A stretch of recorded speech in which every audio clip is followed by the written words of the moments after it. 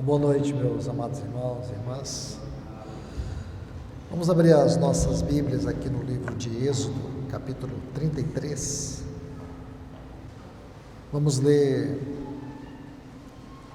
os versículos 7, 13, 15 e 18. Êxodo, capítulo 33, os versículos 7, 13, 15 e 18. Ora, Moisés costumava tomar a tenda e armá-la fora do arraial, bem longe do arraial, e chamou-lhe tenda da revelação. Todo aquele que buscava Jeová saía à tenda da revelação, que estava fora do arraial. Versículo 13. Agora, se achei graça aos teus olhos, mostra-me neste momento os teus caminhos, para que eu te conheça, a fim de achar eu graça aos teus olhos, e considera que esta nação é o teu povo. Versículo 15. Disse-lhe Moisés: se a tua face não for comigo, não nos faça subir deste lugar. Versículo 18. Prosseguiu Moisés: mostra-me tua glória. Vamos orar. Bendito Deus, querido Pai, no nome de Jesus, nós pedimos que a tua infinita misericórdia possa se derramar a tua palavra sobre nós aqui. Senhor, nós lemos esses textos e precisamos da ajuda do Teu Espírito Santo para que Ele nos dê a revelação, a interpretação e a aplicação desses textos na nossa vida. Então nos ajuda, Senhor, por Teu grande amor, por Tua graça, por Tua fidelidade, para com o Teu nome, com a Tua palavra. Então venha e se derrame a nós mais uma vez, te pedimos, em nome de Jesus. Amém. Amados irmãos e irmãs, escolhi esses textos para a nossa meditação, eles estão em perfeita harmonia com aquilo que temos estudado. Até porque, se vocês se lembram, a primeira mensagem aqui em Números capítulo 32, nós vimos sobre aquele bezerro de ouro, que está aqui, que Arão levantou para que aquele povo adorasse, ou fosse entretido por aquele bezerro. Aquele bezerro, de fato, era uma forma de religiosidade, de espiritualismo. Era como que um objeto que foi construído ou edificado para que ele tomasse o lugar de Deus no coração daquele povo. E aí nós sabemos que Moisés, ele desce do monte, Deus diz para ele descer, porque o povo havia se desviado. E Deus diz que esse povo é um povo de dura cerviz, isto é, um povo que não se curva, que não se rende, que não se quebranta. E Deus diz para Moisés que ele iria destruir aquela nação e a partir de Moisés escolher uma outra nação, uma nova nação. Então Moisés, ele intercede e diz para Deus não fazer aquilo, que Deus não destruísse aquela nação. E ele diz assim: o que dirá as nações? O que dirá as nações? Que o Senhor os tirou do Egito para destruí-los? O que o Senhor fará do teu grande nome? Na verdade, este assunto aqui é o que nos revela o que é oração. Oração não é realização. Oração, em primeiro lugar, é relacionamento. Nunca mude as coisas. Em primeiro lugar, oração é relacionamento. Essa conversa de Deus e Moisés é uma coisa muito linda de se ver. Aí, Deus julga este povo é julgado. Naquele exato momento, tinha ali em torno de 5.000 cadáveres. O cenário era horrível, era um cenário de morte. Ao final do capítulo 32, nós temos uma descrição horrenda de um povo que foi castigado, de um povo que foi julgado. A Bíblia diz que Deus julga este povo aqui, nos versículos 25 até o 29. Depois Moisés intercede pelo povo, e Deus diz para Moisés que a presença dele não iria mais com eles, mas que Deus enviaria o seu próprio anjo, que iria diante deles, e venceria todos os inimigos, e daria para eles a terra de Canaã. E nesse lindo diálogo entre Deus e Moisés, porque oração não é um monólogo, oração é um diálogo. Oração não é você falar com Deus, oração é você ouvir Deus no seu falar. Então, quando Moisés ouve, ele diz assim para Deus: se a tua presença não for conosco, não nos tire desse lugar.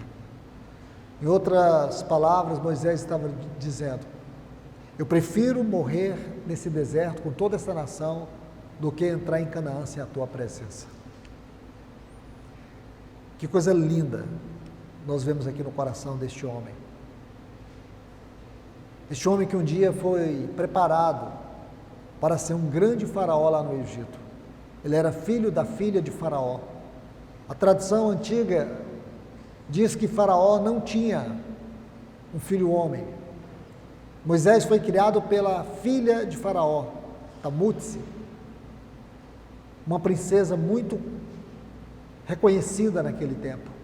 E ela criou Moisés e o preparou em toda a ciência do Egito, para que ele pudesse ser um faraó. Mas Deus interviu na história deste homem, tirou ele dos palácios do Egito, levou ele para o deserto, onde ele, 40 anos, ele experimentou o que é uma desconstrução de valores errados, de princípios e fundamentos errados. E naqueles 40 anos no deserto de Midian, Deus tratou com Moisés.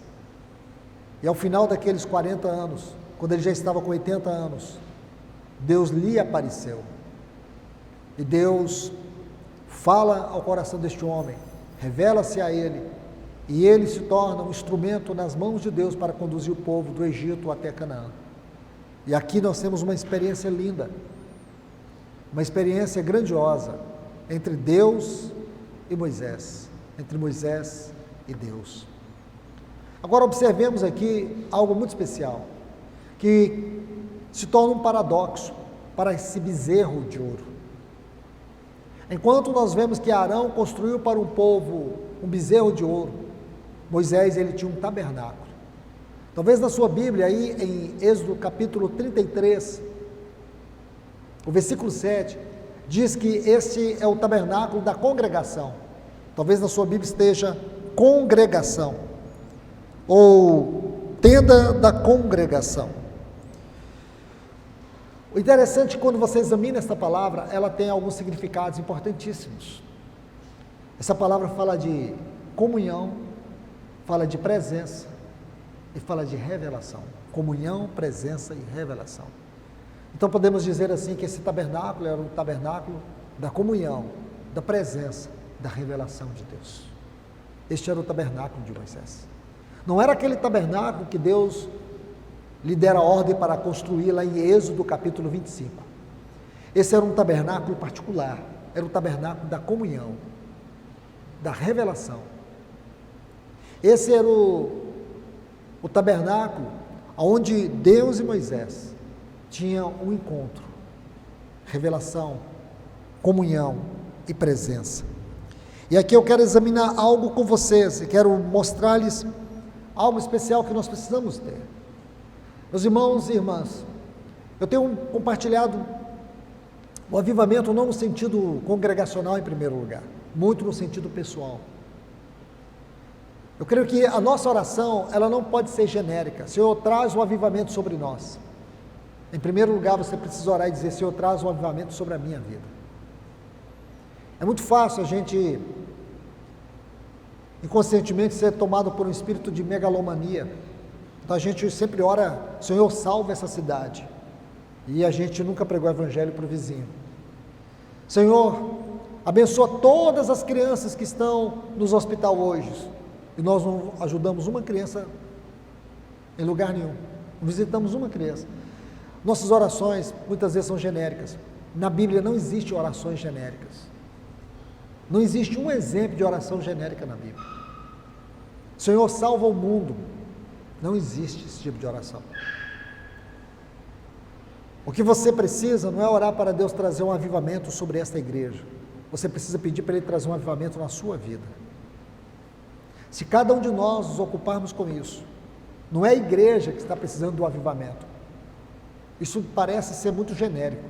É eu que preciso do avivamento. Porque se o Senhor ganhar o meu coração, Ele vai ganhar outros. Através de mim, Ele vai ganhar outros. Se você estudar a Bíblia de Gênesis e Apocalipse, você vai ver que o princípio de Deus é ganhar um para atingir a muitos. Ele ganhou Abraão para atingir uma nação. Ele ganhou Moisés para atingir todo um povo. Então Deus ganha um para atingir a muitos. Se o Senhor ganhar um e outro aqui, Ele vai atingir toda essa comunidade. Nós precisamos nos preocupar com o avivamento no sentido, em primeiro lugar, pessoal. O avivamento pessoal. Eu preciso orar pela minha vida. E aqui você vai ver um exemplo muito lindo. Moisés tinha um tabernáculo. E a grande pergunta é: eu tenho um tabernáculo de comunhão, de desfrute, de revelação. Eu tenho um tabernáculo na minha vida onde eu cultivo a presença de Deus. Este é um ponto muito importante, porque o tabernáculo de Moisés, ele faz um paradoxo com o bezerro de Arão. O bezerro de Arão era o evangelho do sensacionalismo, esse evangelho degradado dos nossos dias.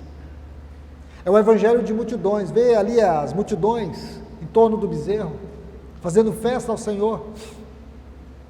Aqui não, aqui fala de algo pessoal. Deixa-me mostrar algo para vocês. Abra sua Bíblia no Evangelho de Mateus, o capítulo 6 e o versículo 6.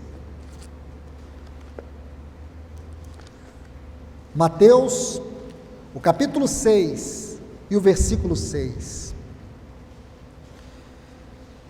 Está assim: tu, porém, quando orares, aí diz, entra no teu quarto, e fechada a porta, orarás ao teu Pai, que está em secreto, e teu Pai, que te vê em secreto, te recompensará. Existe uma chave nesse texto, eu gostaria de examinar com vocês. Observe aí a palavra secreto. Entra em teu quarto, e teu Pai que está em secreto. Está vendo? Essa palavra secreto é um termo grego muito interessante. Ocorre 16 vezes aqui no Novo Testamento.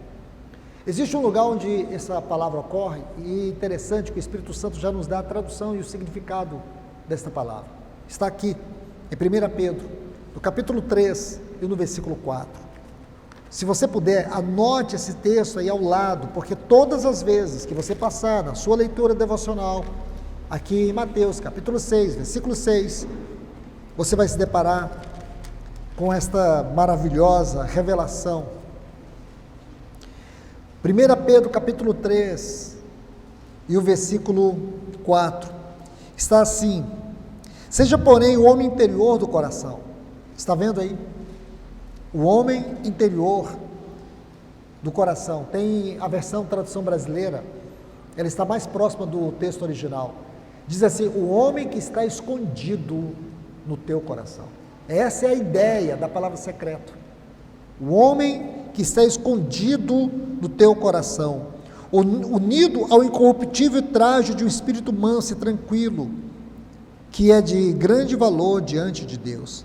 Essa frase, o homem escondido no coração, é o termo grego para a palavra secreto que nós encontramos em Mateus, capítulo 6, versículo 6. Como que a gente traduz isso, irmãos? Isso é espiritualidade profunda. Eu digo para vocês, se nós almejamos um grande mover de Deus na nossa vida, precisamos caminhar por uma trilha de espiritualidade profunda. Nós não podemos viver o evangelho da superficialidade, o evangelho das aparências, o evangelho das trivialidades. Esse tipo de evangelho, ele é maligno, ele é satânico, ele é uma distração, ele não requer nenhum preço da sua parte. Você pode fazer o que você quiser, pode viver como você quiser, pode crer da forma que você achar que deve crer, você pode ser quem você quiser. Esse não é o evangelho de Cristo. Esse não é o evangelho de Cristo. O evangelho de Cristo é o evangelho da espiritualidade profunda. E aqui vai dizer para nós que quando você entra no seu quarto, há um homem escondido no teu coração. O que é isso, irmãos? Que verdade poderosa é essa? Eu tenho dito para vocês desde a primeira reunião que nós não pertencemos mais a este mundo.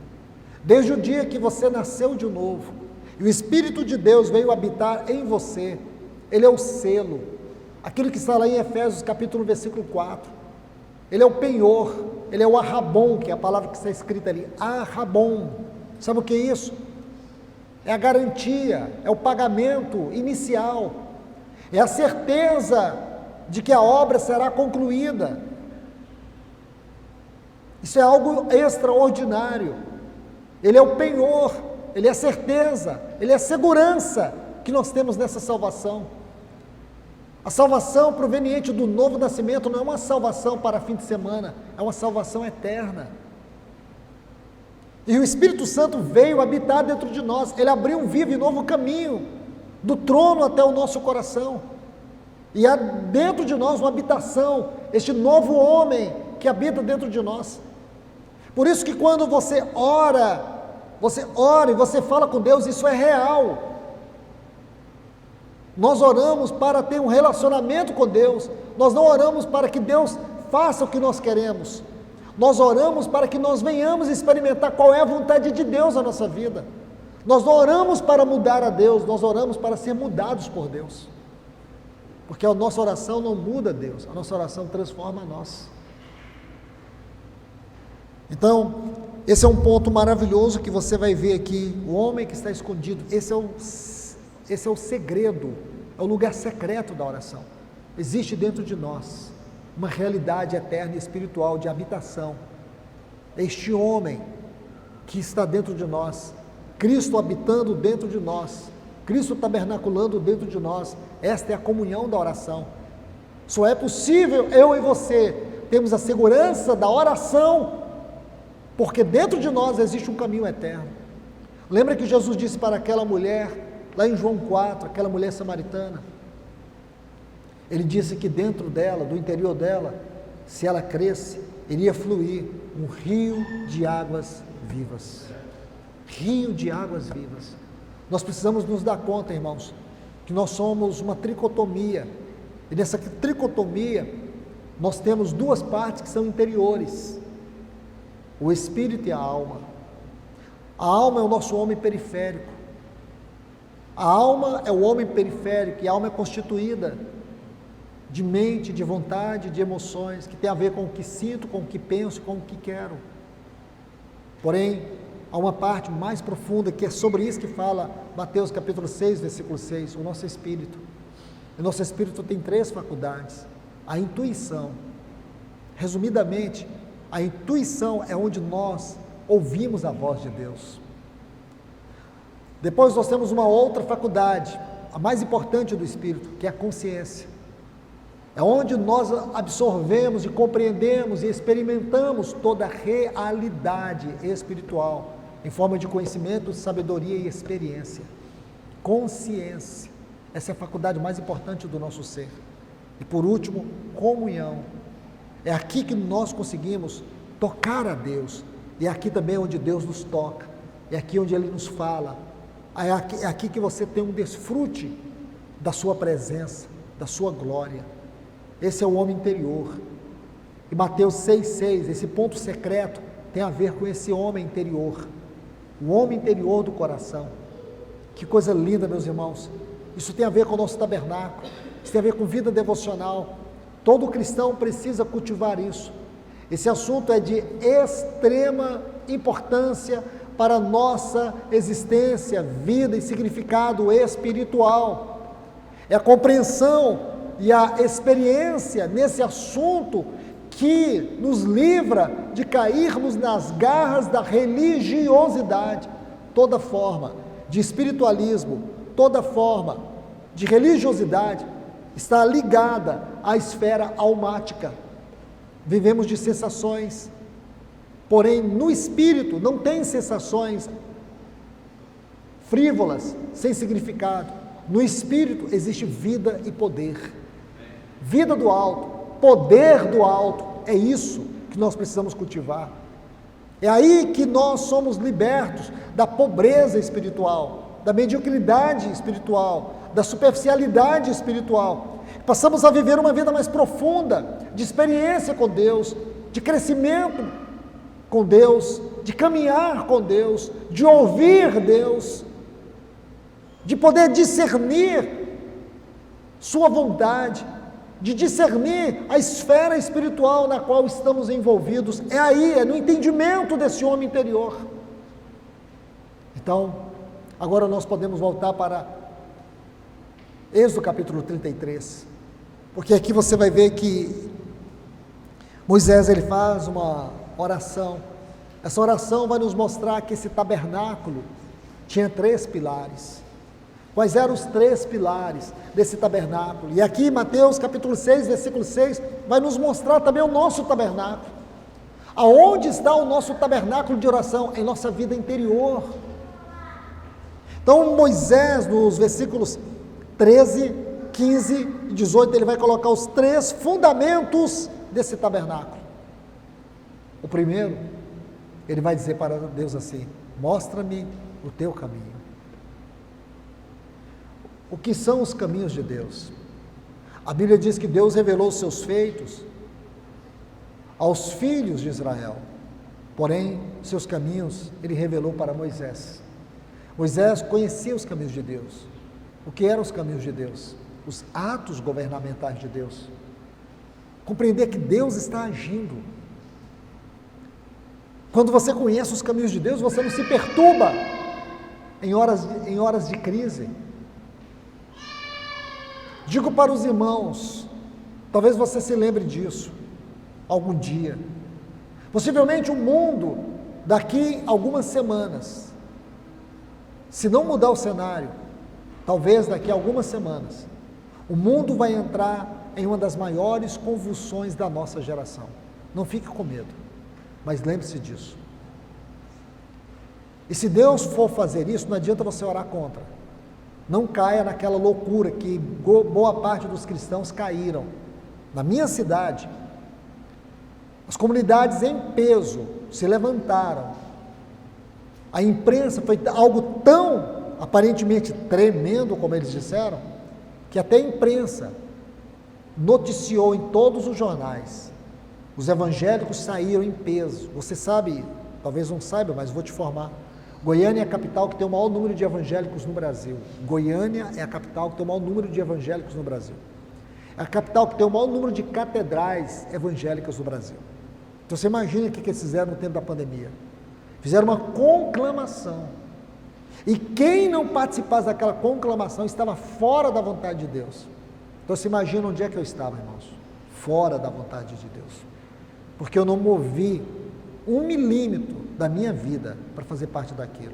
E ainda disse para os irmãos: não vão, ninguém aqui faça parte disso. Porque se você fizer, você está indo na contramão de Deus. Ao final da Covid, no jornal mais importante da cidade estava assim: a classe que mais perdeu seus líderes foi a classe evangélica.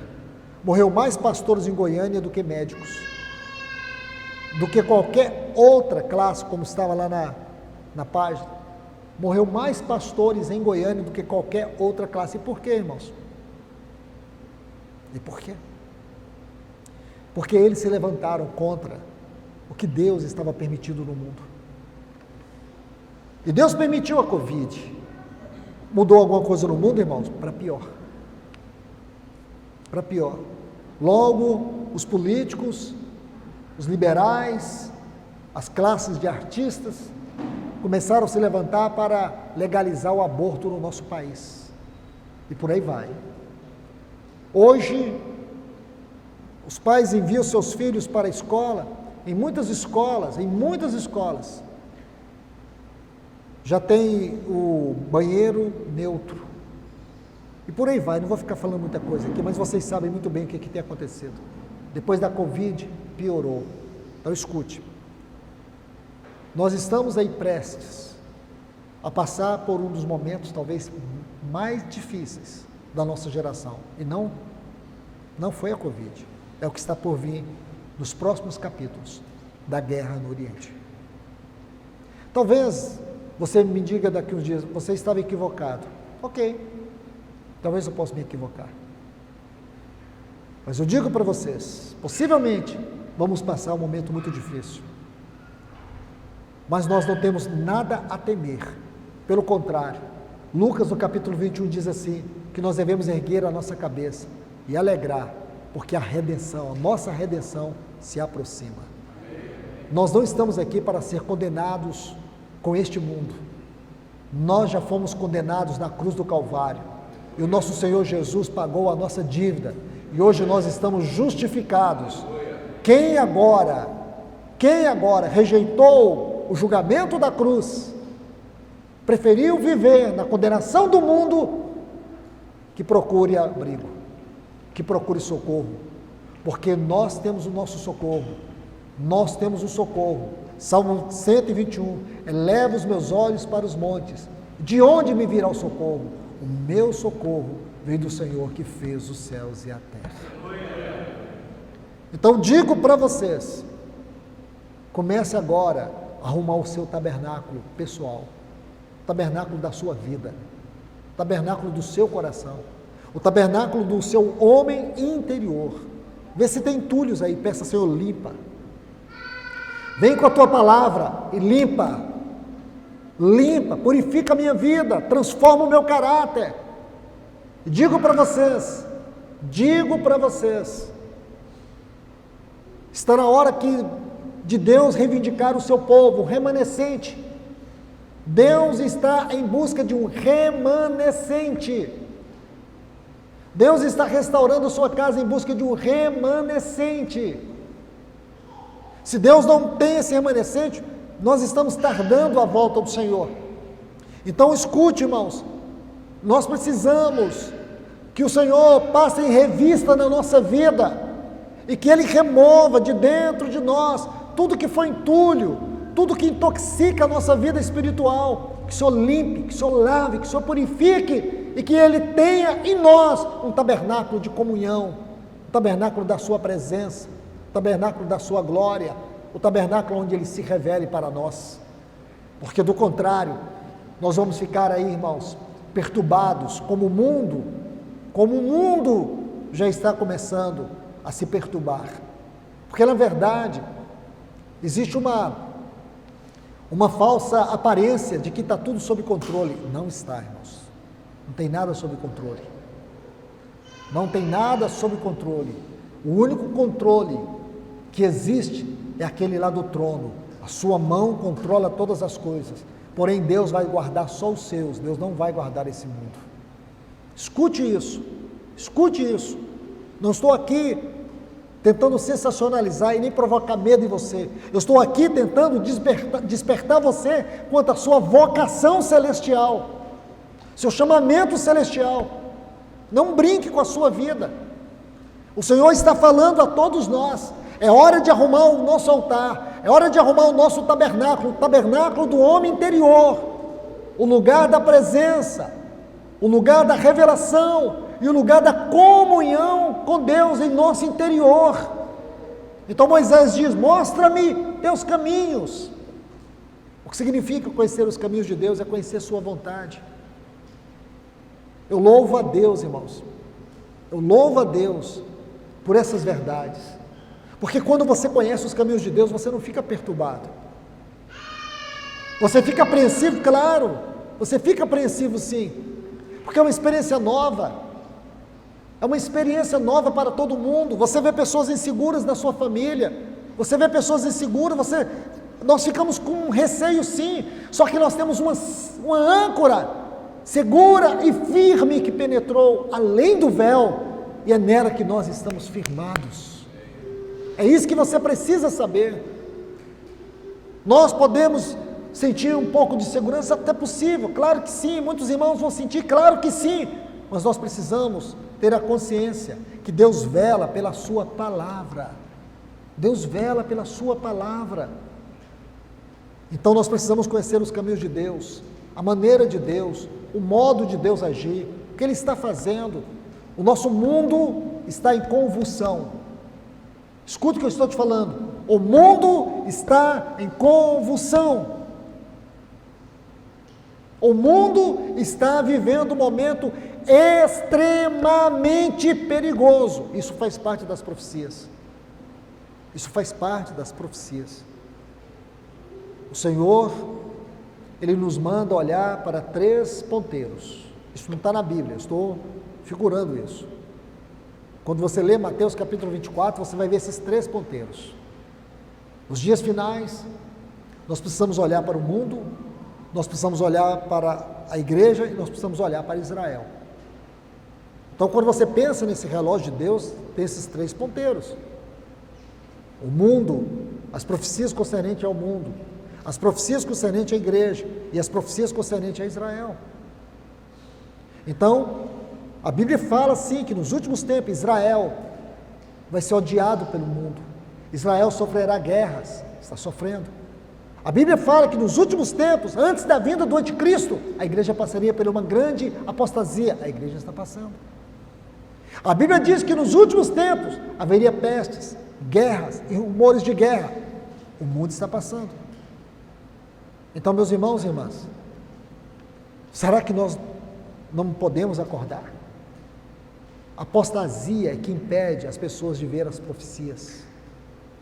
É a apostasia que impede as pessoas de crer nas profecias. Então eu digo para os irmãos, há algo que você aqui precisa entender: os caminhos de Deus. Versículo 13 de Êxodo capítulo 33.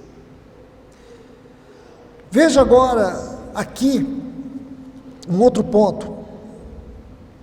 Então, primeiro, os caminhos de Deus. Versículo 15, Moisés disse: a tua presença não vai comigo, não nos faça subir deste lugar.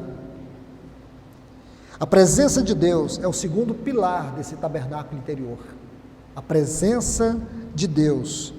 Veja que Moisés, ele chega a dizer assim, para Deus, que a presença de Deus era mais importante do que Canaã. A presença de Deus era mais importante para Moisés do que Canaã. Moisés preferia a presença de Deus e morrer no deserto do que ter a vitória e entrar em Canaã, e não ter a presença de Deus. Então isso é muito sério. Agora observe, irmãos, que existe algo que nós temos que observar. Veja o versículo 16 desse capítulo 33. Pois como se há de saber que achamos graça aos teus olhos, eu e o teu povo? Não é porventura em andares conosco, de maneira que somos separados, eu e o teu povo, de todos os povos da terra? Olha que declaração linda que Moisés está dizendo aqui. Ele está dizendo justamente isso. Como é que as outras nações saberão que nós somos diferentes? Onde é que está a nossa distinção? Onde é que está a nossa distinção? A nossa distinção nesse mundo é o fato da presença de Deus estar entre nós. Compreende, irmãos? O que nos difere de tudo e de todos nesse mundo é a presença de Deus. Não é o lugar onde nós estamos, não é a mensagem que nós pregamos, não é a forma de cantar, mas é a presença de Deus. Eu creio que todo cristão salvo, que tem o Espírito de Deus na sua vida, ele tem sim um anelo desesperador pela presença de Deus. Um cristão salvo, ele tem anelo pela presença de Deus. Um cristão que não nasceu de novo, a salvação é religiosa, salvação psicológica, salvação psicológica, salvação religiosa não é salvação de novo nascimento. Novo nascimento é transformação de vida, é transformação de caráter. E o grande sinal, a grande evidência de alguém que nasceu de novo é a busca incessante pela presença de Deus. A presença de Deus. Aqui está algo, aqui está um pilar. Esse pilar nos atrai. Esse pilar, ele se torna um farol na nossa vida. Presença de Deus. Presença de Deus na sua palavra, presença de Deus na comunhão da igreja, presença de Deus na adoração, presença de Deus na reunião. Tudo nós buscamos a presença de Deus. Então, irmãos e irmãs, que o Senhor nos ajude, que o Senhor nos ajude. Veja o versículo 18. Moisés ora e diz assim: rogo-te que me mostre a tua glória. Esse é o último pilar do tabernáculo de Moisés. A glória de Deus. A glória de Deus é o último pilar. Mostra-me tua glória. Nós vamos ver que quando Moisés está se referindo à glória de Deus, está se referindo à face de Deus. A face de Deus. 3 pilares: os caminhos de Deus, a presença de Deus e a glória, a face de Deus. Amados irmãos, que coisa séria é essa? Que coisa extraordinária é essa?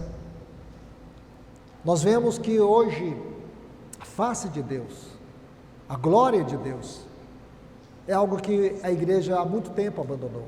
Mas não é só isso, é só um reflexo de ter perdido os caminhos de Deus e a presença de Deus.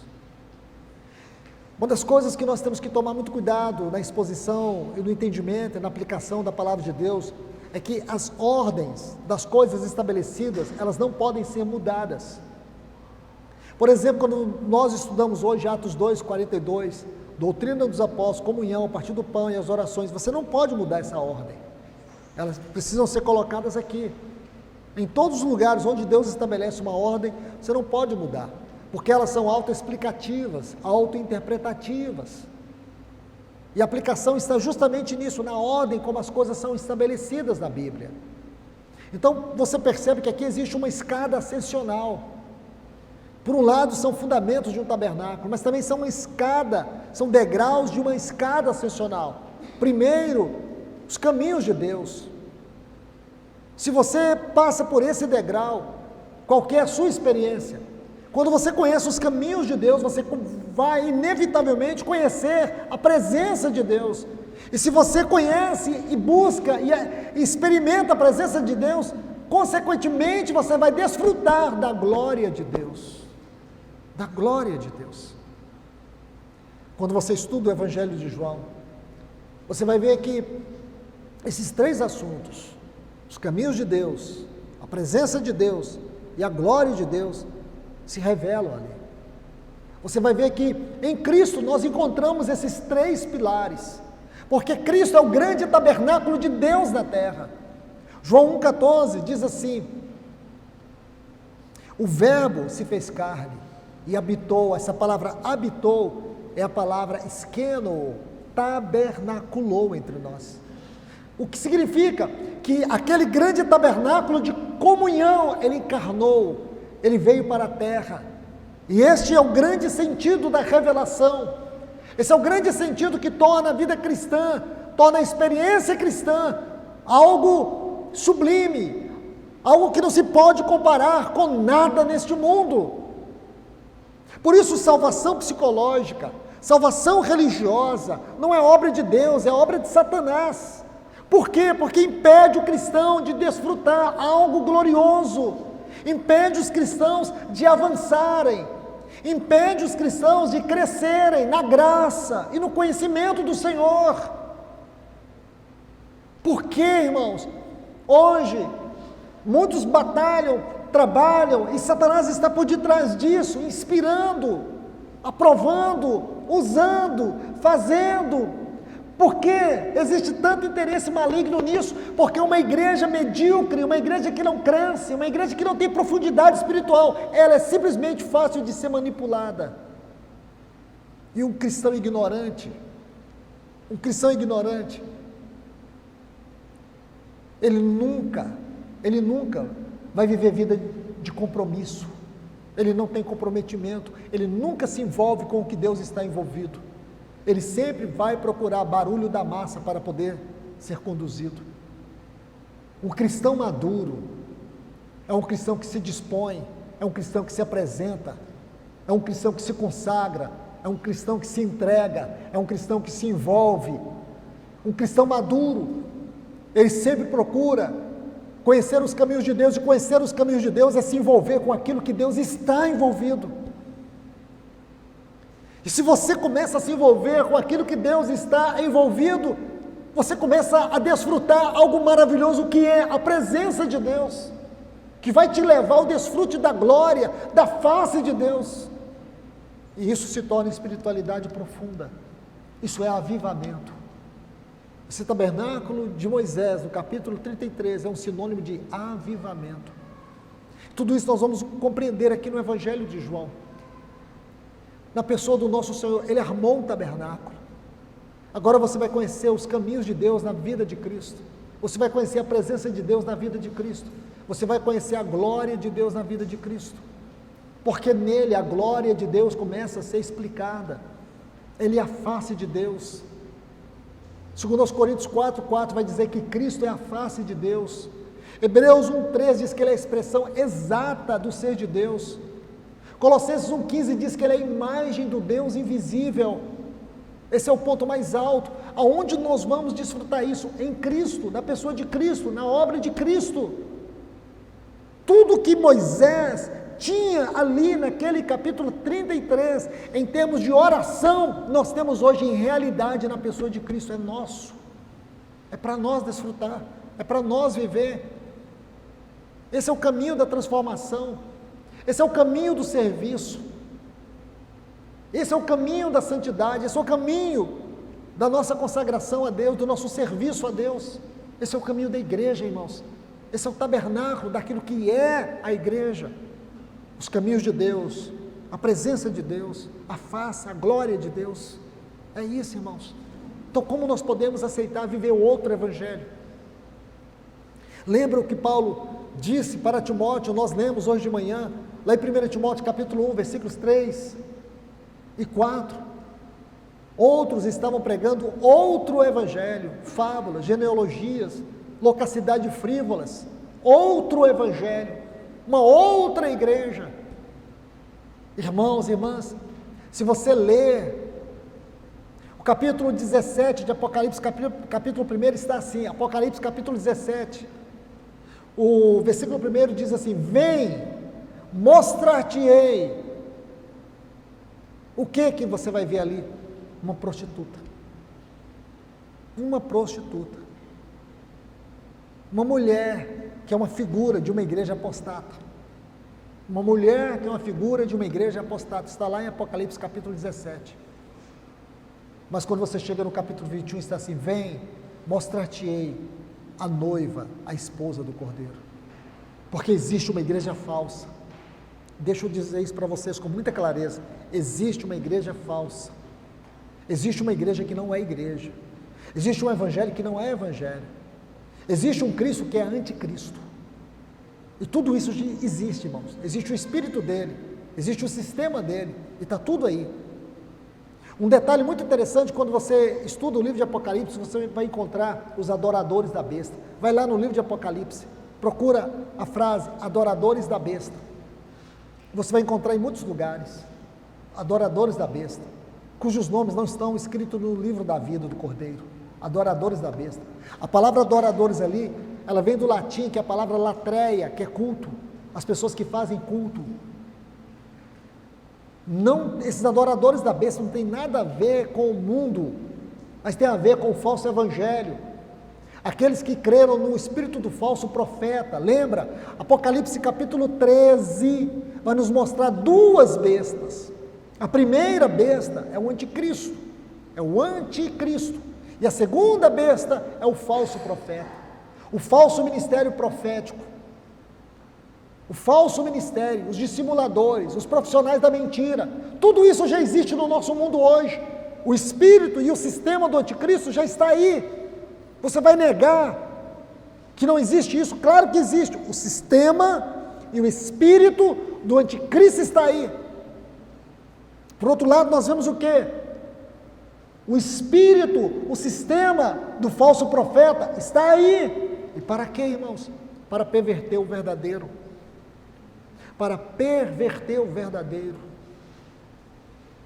Então Deus permite o ministério do erro, do engano, mas depois Deus levanta o verdadeiro.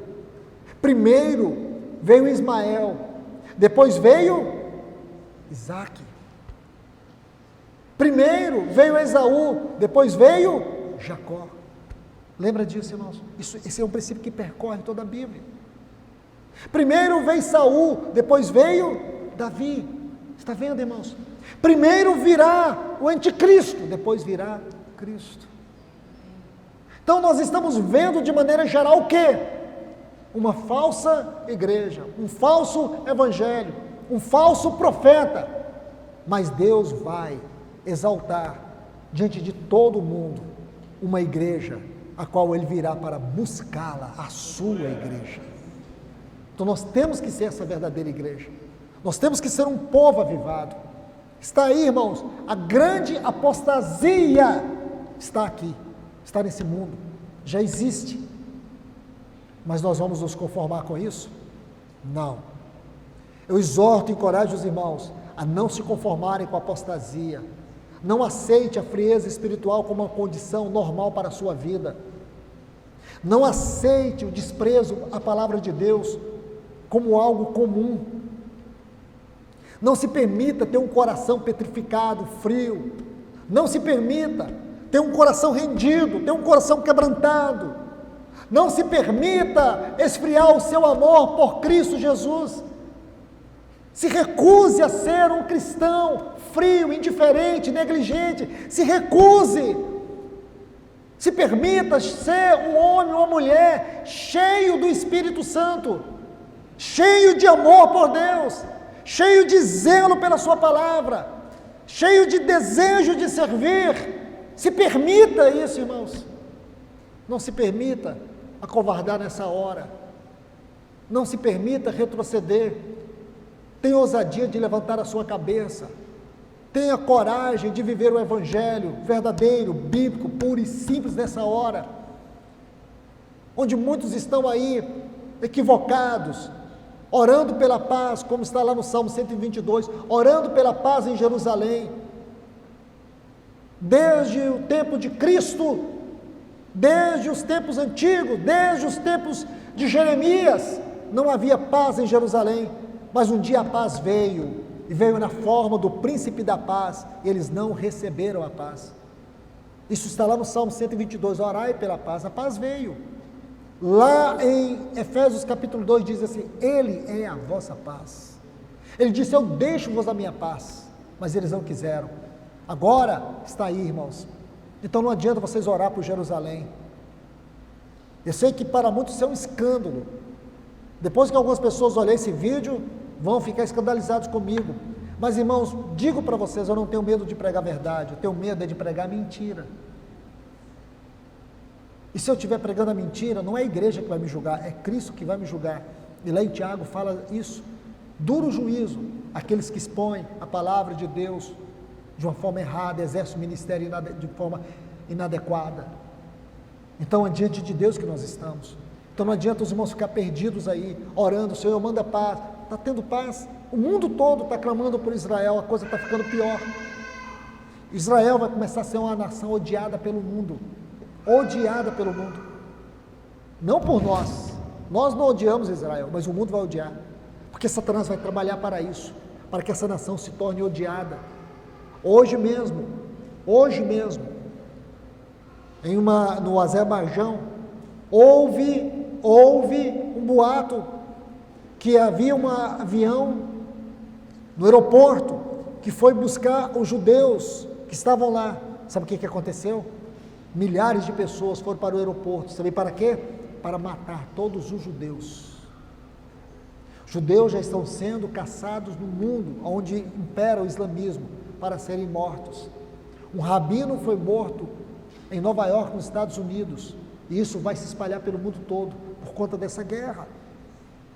Eu sinto muito dizer isso para os irmãos, mas é o que vai acontecer. Nós amamos sim Israel, nós amamos os judeus, mas nós precisamos interpretar melhor e saber o que é a eleição instrumental e a eleição salvífica. Israel tem uma eleição, Deus elegeu Israel para ser o seu instrumento. É daí que veio os patriarcas, é daí que veio a lei, os profetas, é daí que veio a palavra, é daí que veio Cristo, aí veio os apóstolos, veio a igreja. Isso chama-se eleição instrumental. Deus escolheu essa nação dentre todas as nações. Mas você não pode pensar que uma pessoa que nasceu em Israel, um judeu, ele vai ser salvo. Você não pode pensar isso. Você não pode usar essa exegese distorcida. Eu não quero entrar nesse detalhe. Mas tome muito cuidado, irmãos, porque nós chegamos a um ponto muito crucial, e nunca coloque Israel à frente da igreja. Não coloque. Deus vai se revelar a eles um dia? Sim. Um dia Deus vai se revelar. Nós não queremos entrar nisso. Mas ninguém vai ser salvo fora de Cristo. Ninguém vai ser salvo fora do sacrifício da cruz. Ninguém vai ser salvo e vai ser eleito simplesmente por uma nacionalidade. Toda a nossa eleição está em Cristo. Então não confunda eleição instrumental com eleição salvífica, porque você vai criar uma miscelânea, uma grande heresia, e vai orar por coisas nas quais Deus não está envolvido. E sua oração não vai resultar em nada, como não tem resultado ao longo dos anos. Então escute, irmãos, procure entender as coisas de forma adequada. Vamos agora, nesse exato momento, nos posicionar diante de Deus, como uma igreja, que anela por um grande avivamento. E esse avivamento, como o Dudu falou muito bem, esse avivamento tem a ver com a volta do nosso Senhor Jesus. Esse avivamento que nós temos que buscar, o seu objetivo é preparar a noiva para a volta de Cristo. Nós não vamos experimentar um avivamento que não seja esse. É um avivamento aonde Deus vai purificar a sua noiva para poder levá-la para si. Digo para os irmãos, esse momento já chegou. Então que nós venhamos restaurar o nosso altar. Olhe para cada um desses pilares, vá aos pés do Senhor. Ele vai iluminar o seu coração, Ele vai te dar luz, Ele vai te ajudar a entender a grandeza dessa palavra, a importância dela na sua vida. Restaura o seu altar, restaura o seu tabernáculo interior, restaure. Coloque cada um desses pilares em oração, os caminhos de Deus, a presença de Deus e a face de Deus, e que o Senhor abençoe vocês, que seja um tempo novo para esta igreja aqui em Cidrolândia. Que Deus vos abençoe, meus irmãos.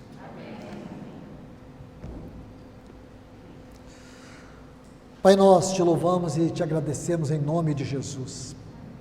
Abençoe o teu povo com estas palavras, Senhor. Senhor, venha e peleja em cada um de nós, através do teu falar. Senhor, faz uma obra grandiosa no meio do teu povo e na vida do teu povo, na vida de cada pessoa aqui, que esse falar do Senhor possa ecoar com vida e poder, que haja vida, que haja poder, que haja transformação de vida, de caráter, de casamento, de relacionamentos, que haja cura, que haja vida, que haja uma igreja mais comprometida com o Senhor, uma igreja que te ame mais, uma igreja que tenha mais compromisso com a tua palavra, que haja uma igreja que esteja envolvida com aquilo que o Senhor está envolvido. Ajuda o teu povo aqui, Senhor.